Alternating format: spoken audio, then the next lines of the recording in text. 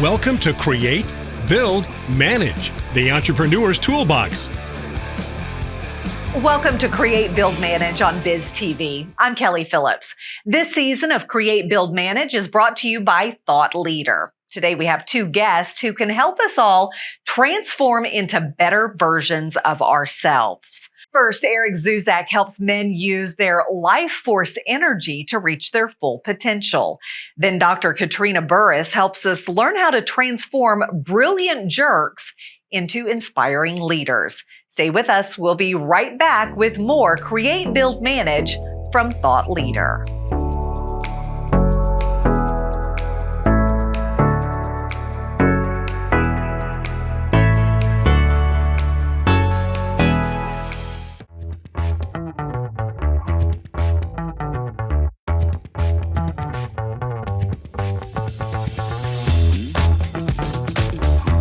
Our first guest is a porn and sexual addiction recovery coach. He helps addicted men worldwide not only break the habit, but transform their sexual energy to repair relationship, increase sales, and vigorously pursue a great life. Please welcome Zuzack. Hi, Eric. How are you this morning? Great, Kelli. I'm glad to be here, and I'm feeling powerful this morning. Speaking of powerful, you now go by Powerful Eric. How did that all come to be?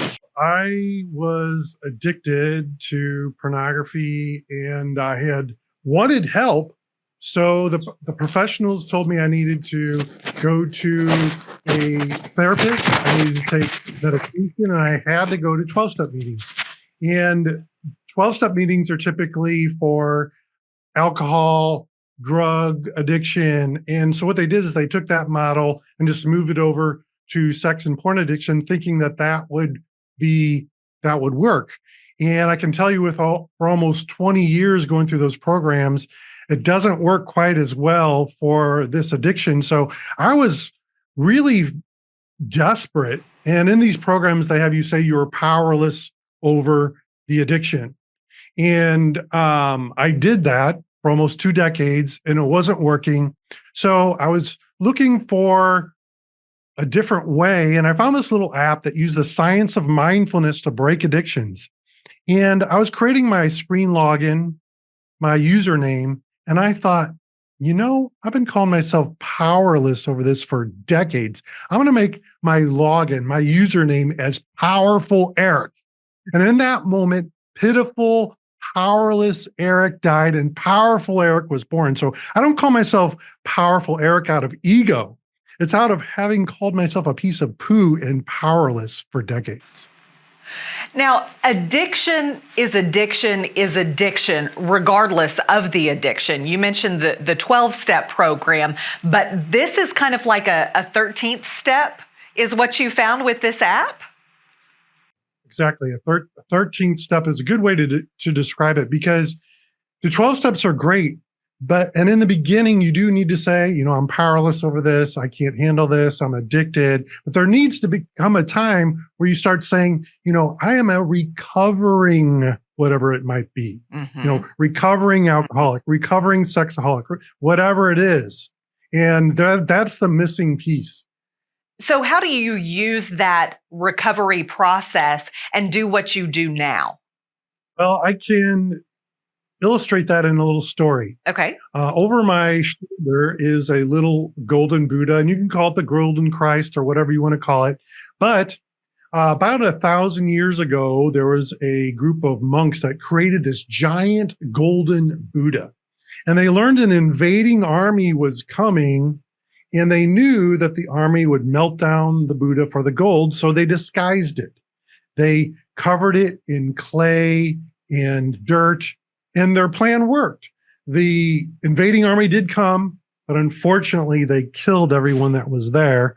And so the Buddha literally sat there for over 200 years.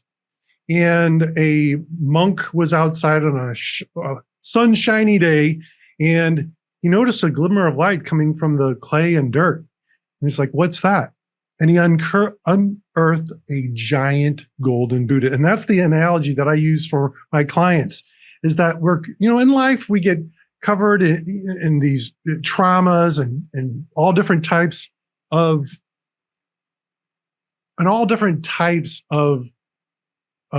things like trauma. And so my first part is to unearth them from all that muck. And then once we do that, we go and start to polish the gold. We start to polish the gold, and that is a missing piece. So I have my clients then come up with what I call a power name or a superhero name or a Christed name, whatever you want to call it. And that is what no other program does that I'm aware of, an addiction recovery program, because it helps them to change the way they see themselves. It changed the way that I could see myself. So why are salespeople, entrepreneurs so susceptible to digital type addictions? So I love to work with entrepreneurs and salespeople because, well, for one, that was me, or that is me, and they are often working by themselves, especially like a salesperson. Commissioned salesperson is out in the field or at home working alone, and they are surrounded by technology. That is a part of it these days.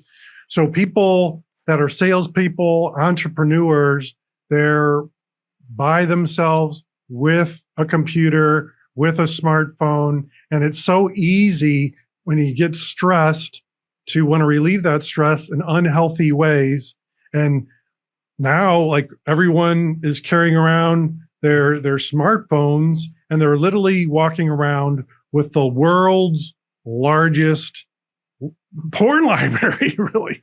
Yeah. So it's very easy for a man to get totally stressed out, want to relieve stress, and just click over on that tab and open something that is provocative. So how do you teach men to channel this new energy that you're giving them? So, well, the first part is to uncover them from on the muck, all the shame, all the guilt, resentments, the traumas. Then once we do that, then we start to build their power name, their superhero name, that persona. And once that is done, then it helps them to reframe their past. Kind of like Batman. Batman, he witnessed his mother and father be killed. And because of that, he turned himself into Batman, so that negative event helped him to become who he is. And that's what I help the clients do. And once they do that, then it's easier to have them channel their sexual energy. And I use a lot of different techniques to do that. I'm also a martial artist. If you can see behind me, I've got some dragons and things like that. There's chi energy techniques. I know one of my favorite to use is called the emotional freedom technique, or EFT. It's also known as tapping. And no, it has nothing to do with tap dancing, but we tap on our acupressure points, and there's a whole lot of them. And we tap on those and we say things in certain ways. It's kind of like a moving meditation. And that's one of the ways that I use to help them to channel their sexual energy. Does it all go back to that app that you found after you went through the 12-step program? Not really. That program was about mindfulness, and that app really helped me to start exploring mindfulness. Mindfulness is a large umbrella term. Most people think of meditation when they think of mindfulness, but it's really a lot more than that. I mean, you could go on a mindful walk without your cell phone. You could do martial arts. I mean, there's a lot of things that fall under mindfulness. So that app helped me to find alternatives to the standard thing that is given for someone that is in an addiction. Some people may say, well, I'm shameful, so I don't want to talk about this. Is that something that they can reach out to you and learn more about how to deal with this and find out that they're not alone, because this is common? Oh, yeah, it's very common. Yes, they can absolutely reach out to me. I have guys reach out to me from around the globe, from countries that I've never heard of. This is a global epidemic, if you will. Mm-hmm.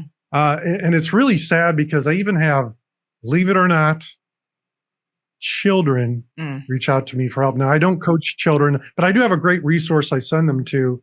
But yeah, it's really disturbing when a young person reaches out to me. Yeah, but this, like I said, this is not something that people are alone in. Eric, if people want more information on where to find you or the podcast to listen to, where do they go? Well, I'll say it in my superhero voice. They can go to powerfuleric.com. Well, easy enough. That's easy to remember. Powerful Eric, we appreciate you being with us today. Thanks, Eric. My pleasure.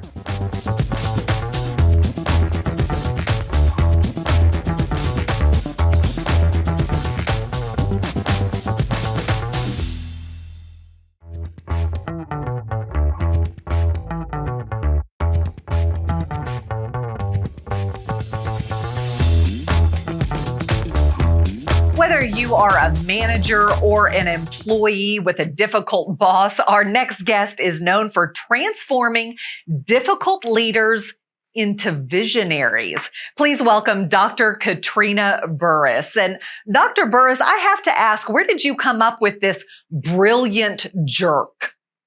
Brilliant jerks, because I have a lot of clients that work very brilliant, very expert at what they do. But unfortunately, they were interpersonally blind and had difficulty engaging people or having them participate in a more active way. So that's what it is. It's the dichotomy of being such a good expert that they were promoted into top management position without the knowledge really of how to manage interpersonally and communicate.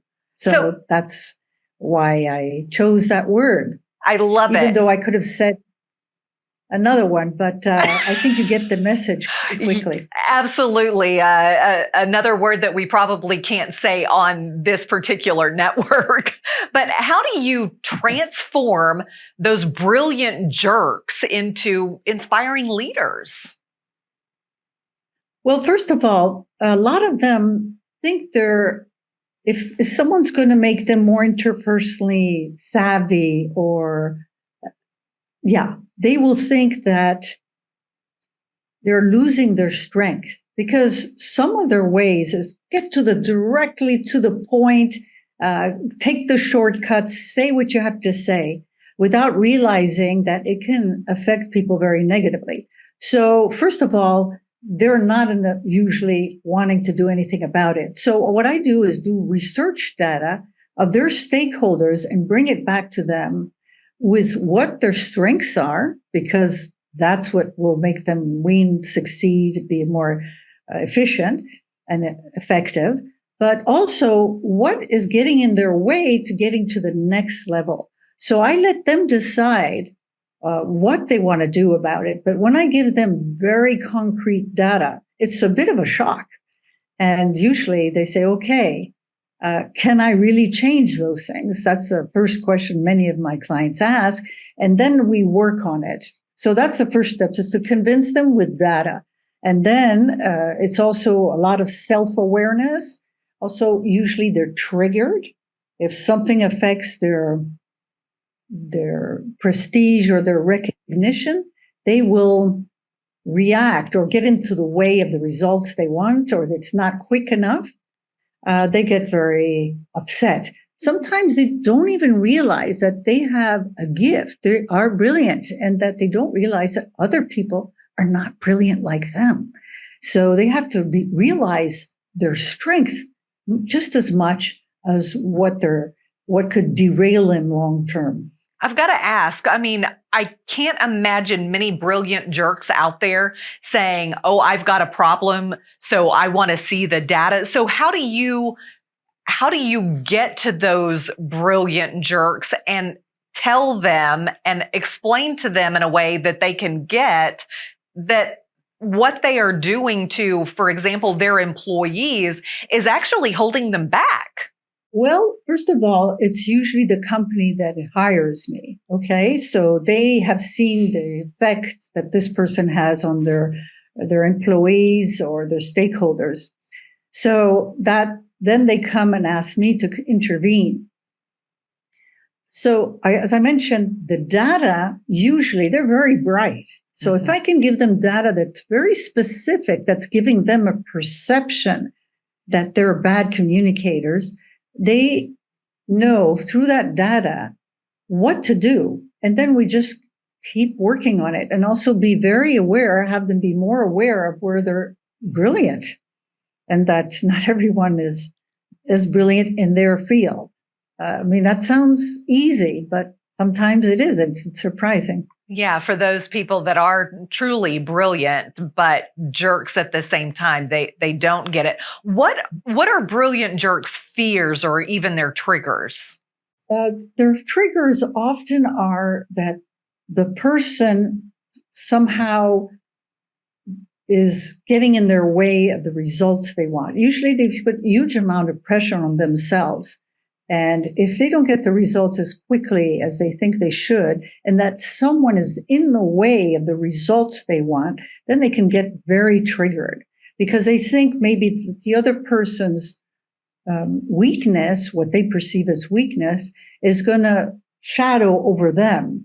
And that gets them very upset. So it's to realize that. And also, usually they've received a lot of pressure to perform way back in their history. So sometimes we can look at where did this pressure to perform and absolutely have fabulous results in their area, for example, where does that come from? And surprisingly, there could be pressure from their background as children that, they were particularly recognized only when they succeeded and not.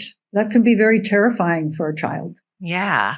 So what are the costs of having a brilliant jerk and avoid uncivil behavior from becoming rampant in an organization? Usually when a brilliant jerk, as I call them affectionately, they have this pressure and they have this effect on other people. What happens is that people get demoralized, disempowered, disengaged, that is, and sometimes they've left mentally without even leaving physically. So they're less motivated to do a good job. Sometimes it can create a group of people that try to gang up against this brilliant jerk and mobilize people against them. It's happened that I've come in late in the situation and there's a coup d'etat somehow in the company. So that's very late to do any major change. And also on an organizational level, there's more turnover, there's more absenteeism, there's passive resistance. Sometimes a brilliant jerk try to motivate them to do what he or she wants. Well, they'll pit one person against the other. So, that doesn't encourage collaborative behavior. So have you witnessed transformations from these people being brilliant jerks to actually being motivators for their company? Absolutely. So I just want to say one more unrecognized cost of a brilliant jerk is that people start behaving according to the brilliant jerk's mood instead of what's best for the company. So if there's a problem, who wants to go and tell the brilliant jerk? And so it has to become a crisis before the person, the leader, the brilliant jerk can do anything about that. That could be very detrimental for the company.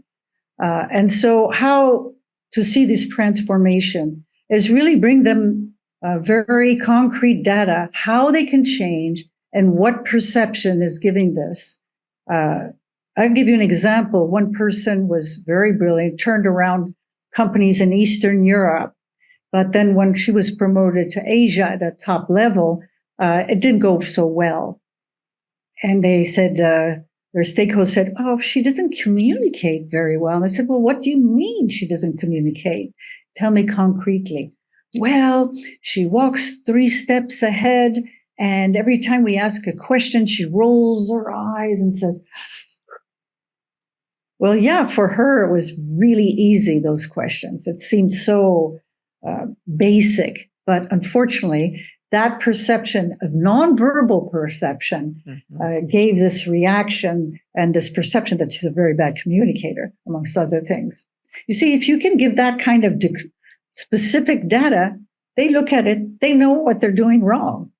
You see what I mean? You got to get that specific data. So if there are companies out there that say, we've got this brilliant jerk at the top and we need help, how do they get in touch with you and how do they find out more? Well, my company is excellent executive coaching, and they can ask for Dr. Katrina Burris. And in a sentence, I really care for these people. I think inclusion is not only what we think it is today. I think inclusion is also helping these very bright leaders to transform and learn how to be interpersonally savvy. So I think the inclusion is them, instead of firing them or putting them in a place where they have no direct reports. That's very expensive for the company. So inclusion is also helping them transform. Thank you, Dr. Burris. We really appreciate your time today. Thank you so very much.